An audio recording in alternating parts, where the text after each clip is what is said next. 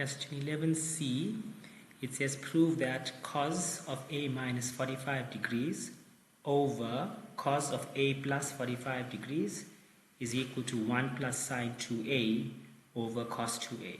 So this basically is an identity question.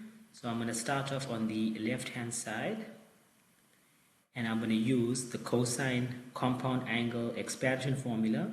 So that becomes cos of A times cos of 45 degrees.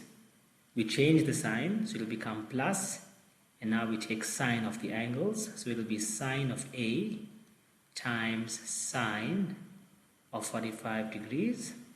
And we do a very similar thing at the bottom, except for the change in sign. We're going to have cos of A times cos of 45.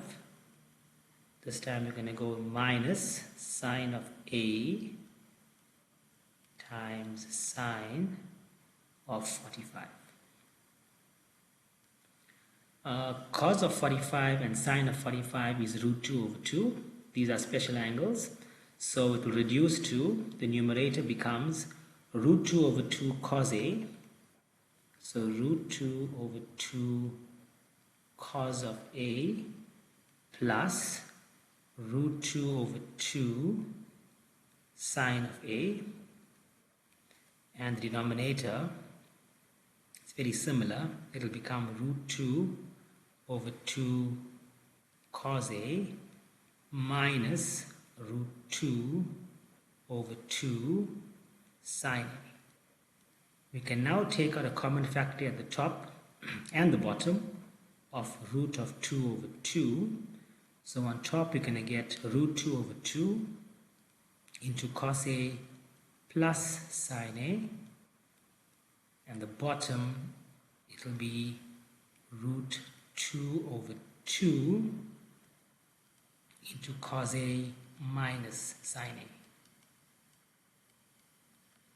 A. The root 2 over 2 cancels, leaving me with just cos A plus sine A at the top and cos A minus sine A at the bottom. So my left hand side is looking like this.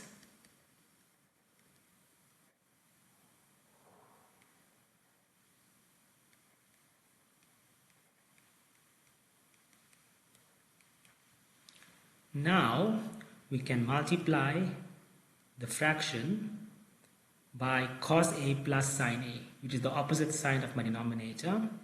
So I'm going to multiply it by cos A plus sine A and then divide it by cos A plus sine A. So I don't change the value of it.